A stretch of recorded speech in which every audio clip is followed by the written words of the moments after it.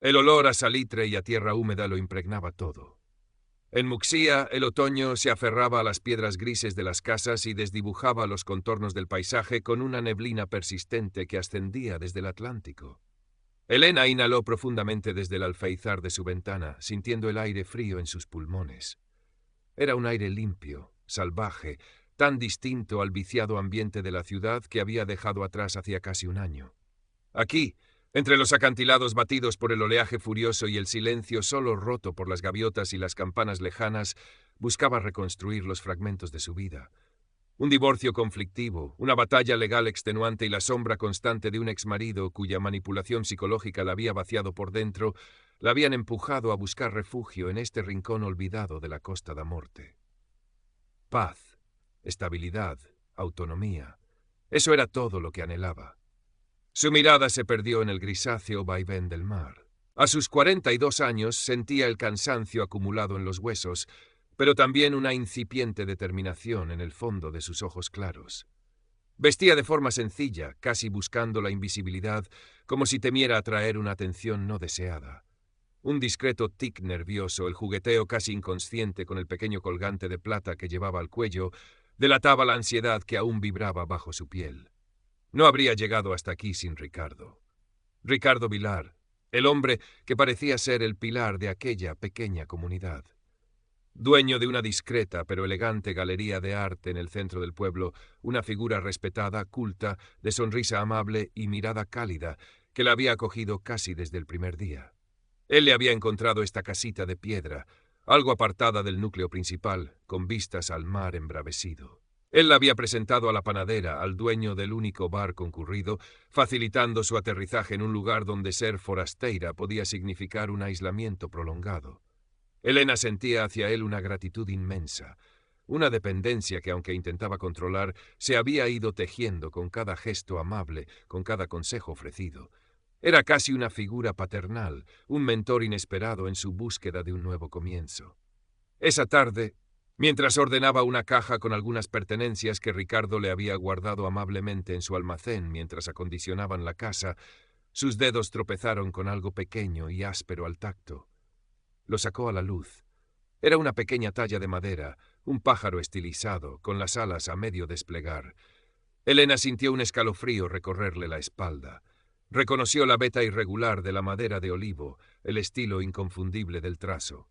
Era idéntica, dolorosamente idéntica, a una que su exmarido le había regalado años atrás, en uno de esos breves periodos de calma antes de la tormenta. Una pieza que creía perdida en el caos de la mudanza, o quizás tirada en un arrebato de purga emocional. ¿Cómo había llegado hasta aquí? ¿Hasta las manos de Ricardo? Intentó racionalizarlo. Una coincidencia. Una pieza similar, comprada quizás en algún mercadillo de artesanía. Su mente, entrenada por años de gaslighting, se apresuró a dudar de su propia percepción. Estás paranoica, Elena. Ves fantasmas donde no los hay. Pero la semilla de la inquietud ya estaba sembrada. El pájaro de madera, tan pequeño e inocente, se sentía ahora como un presagio oscuro en la palma de su mano. Lo guardó de nuevo en la caja, pero la sensación helada persistió. A partir de ese día, Elena comenzó a observar a Ricardo con una nueva lente, una teñida por la sospecha incipiente.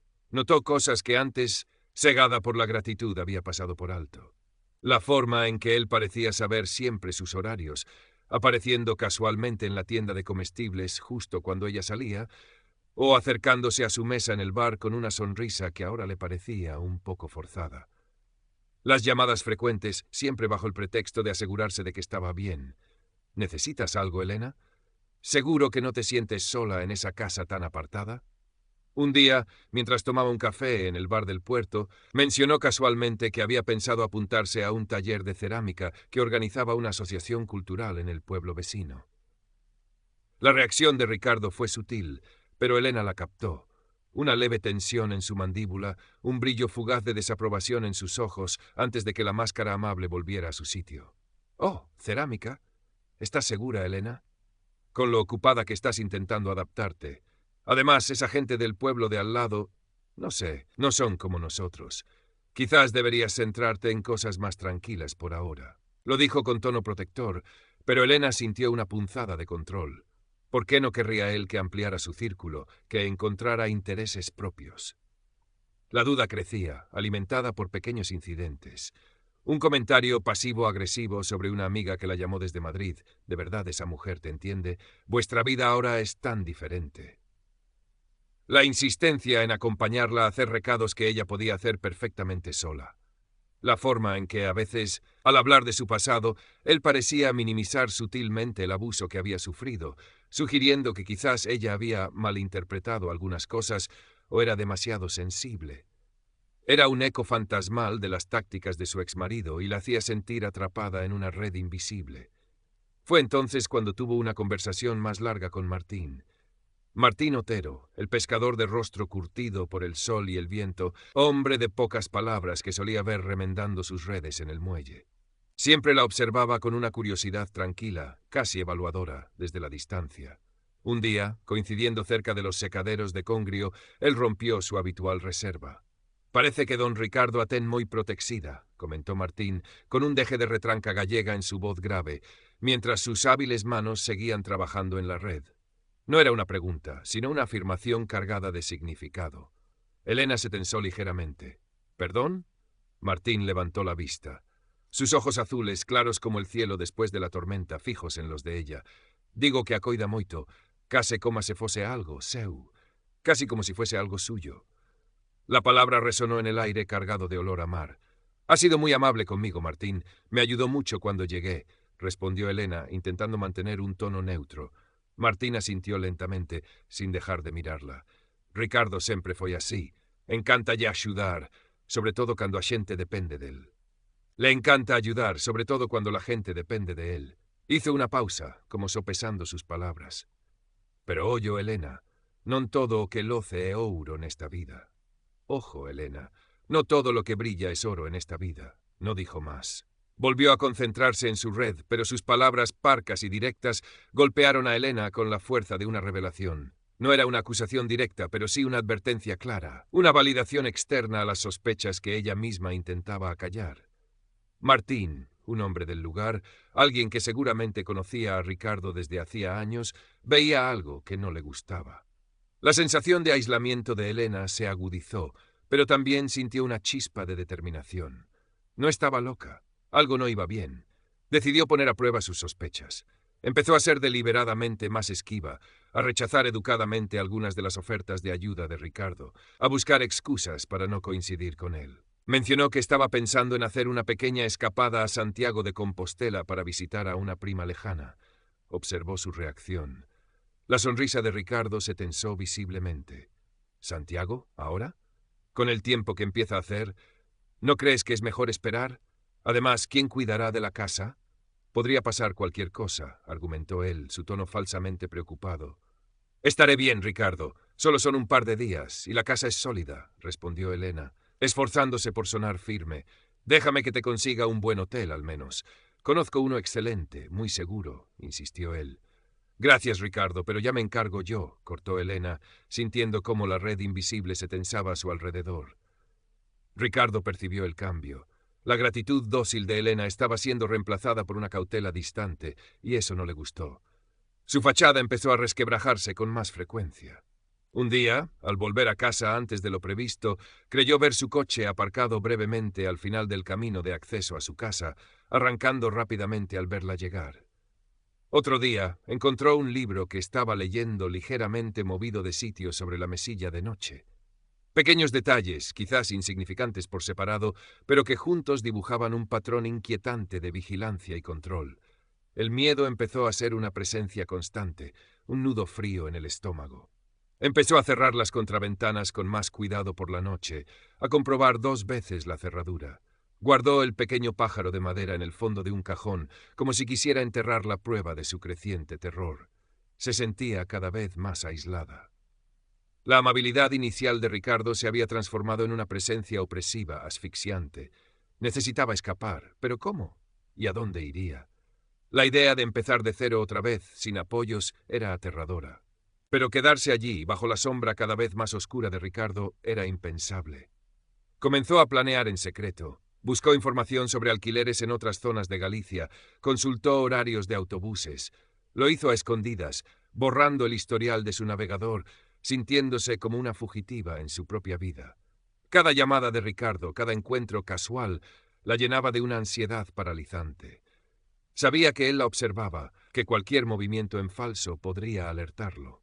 El otoño avanzaba, trayendo consigo las primeras borrascas serias del Atlántico. El cielo se tornó de un gris plomizo permanente, y el viento aullaba alrededor de la casa de piedra con una furia creciente. Las olas rompían contra los acantilados con una violencia ensordecedora. El tiempo parecía reflejar la tormenta que se gestaba en el interior de Helena. Y entonces llegó la noche del temporal. Una lluvia torrencial azotaba los cristales con furia. El viento sacudía las contraventanas, haciendo crujir la madera vieja. Las luces parpadearon varias veces antes de apagarse por completo, sumiendo la casa en una oscuridad casi absoluta, solo rota por los relámpagos que iluminaban fugazmente la habitación. El teléfono fijo estaba muerto y la cobertura móvil era inexistente en medio de la tormenta. Helena se sintió completamente aislada, una isla diminuta en medio de un océano embravecido. El miedo, antes un rumor subterráneo, se convirtió en un grito ahogado en su garganta. Fue entonces cuando escuchó los golpes en la puerta, fuertes, insistentes, apenas audibles por encima del rugido del viento y la lluvia. El corazón le dio un vuelco.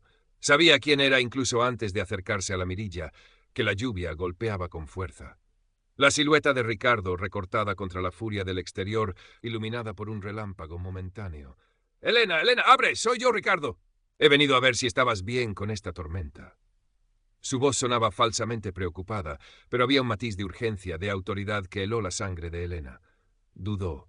Abrir la puerta era invitar al peligro a entrar, no abrirla. ¿Qué haría él? ¿Intentaría forzarla? Estaba atrapada. Con manos temblorosas giró la llave. Ricardo entró rápidamente, sacudiéndose el agua del impermeable, su cabello pegado a la frente. Su sonrisa era tensa, sus ojos recorrían la penumbra de la estancia con una intensidad que no tenía nada de amable. «Madre mía, Helena, qué susto. Estaba preocupado por ti, aquí sola con este tiempo. Menos mal que he venido». «Estoy bien, Ricardo. Gracias por preocuparte, pero no tenías que haberte molestado», dijo Helena, intentando que su voz sonara firme, aunque sentía cómo le temblaban las rodillas. Retrocedió instintivamente un paso. «Tonterías. ¿Cómo iba a dejarte sola así? Las líneas están cortadas, no hay luz». «Es peligroso», replicó él, acercándose e invadiendo su espacio personal. La galería de arte debía estar cerrada. No tenía sentido que estuviera fuera con ese tiempo si no era por ella. «¿Estás nerviosa, Helena?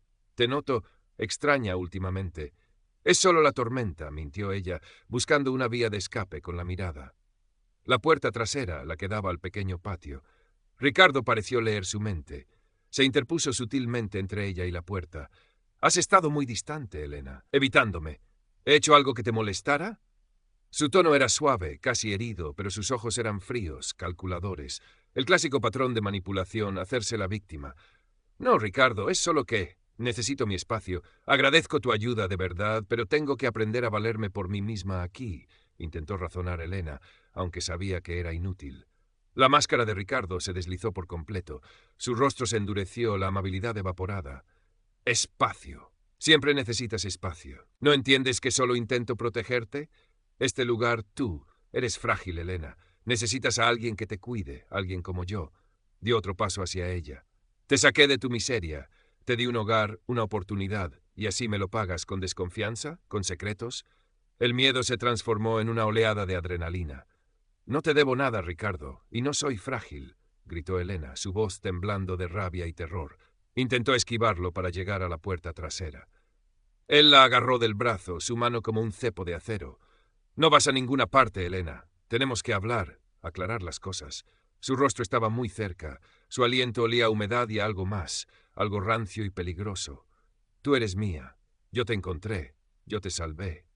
Helena luchó, intentando liberarse. El pánico la ahogaba. Vio un pesado candelabro de hierro sobre la repisa de la chimenea cercana. En un movimiento desesperado lo agarró y lo blandió hacia él.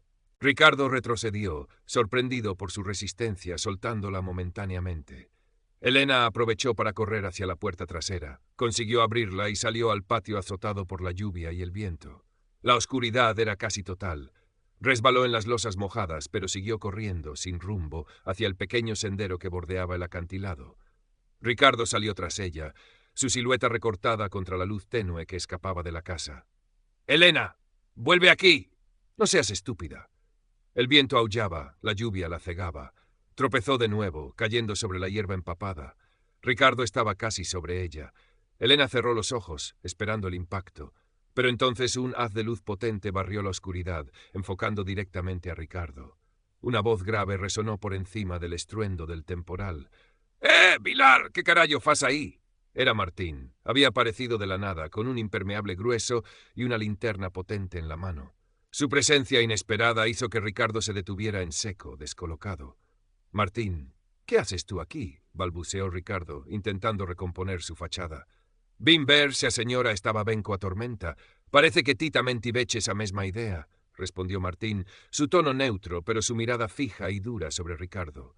Avanzó lentamente, interponiéndose entre Ricardo y Elena, que empezaba a incorporarse, temblando de frío y de miedo. La linterna seguía apuntando a Ricardo, inmovilizándolo en su haz de luz. Ricardo pareció evaluar la situación. 2 contra 1. La aparición de un testigo inesperado. Su plan, fuera cual fuera, se había torcido.